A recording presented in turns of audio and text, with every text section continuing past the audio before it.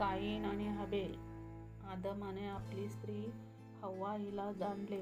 ती गर्भवती होऊन तिने कायीनास जन्म दिला. ती म्हणाली, परमेश्वराच्या सहाण्याने मला पुरुष संतान लाभले आहे. नंतर तिने त्याचा भाऊ हबेल यास जन्म दिला. हबेल मेंढपाळ झाला आणि कायीन शेतकरी झाला.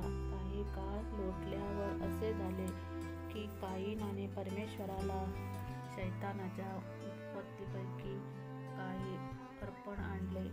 हबेलानेही आपल्या कळपातील प्रथम जन्मल्यातून म्हणजे त्यातल्या पुष्टातून काही अर्पण आणले. परमेश्वराने हबेल व त्याचे अर्पण त्याचा आदर केला, पण कायीन व त्याचे अर्पण त्याचा त्याने आदर केला नाही. म्हणून कायीन संतापला व त्याचे तोंड उतरले. तेव्हा परमेश्वर कायीनास म्हणाला, तू का संतापलास आणि तुझे तोंड का उतरले?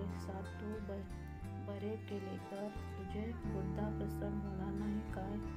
पण तू बरे केले नाही तर दाराशी पाक टपूनच आहे, त्याचा रोग तुझ्यावर आहे.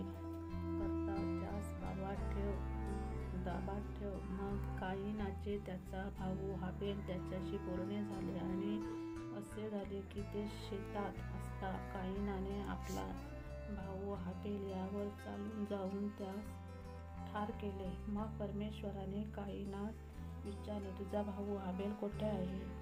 तो म्हणाला, मला ठाऊक नाही. मी काय माझ्या भावाचा राखणदार आहे? तो म्हणाला, तू हे काय केले? ऐक, तुझ्या भावाचे रक्त भूमीतून माझ्याकडे ओरडत करीत आहे.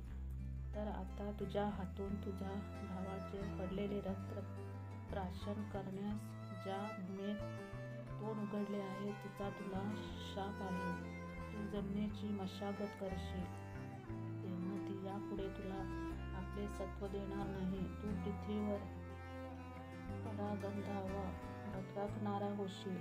तेव्हा कायीन परमेश्वरास म्हणाला, हा माझा दंड मला स्वरवर नाही इतका भारी आहे. पहा, ज्या जमिनीवरून तू मला आज हरवून दिले आहे, मी तुझ्या दृष्टीपुढून लपलेला असेल.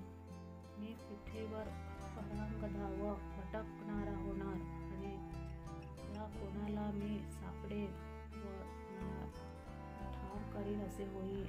परमेश्वर त्यास म्हणाला, तर मग जो कोणी कायीनास ठार करेल त्याचा 60 पट सूट घेण्यात येईल आणि काढून कोणाला सापडायचा त्याने त्याला मारू नये म्हणून त्याच्या परमेश्वराची पूर्ण नेमून दिली.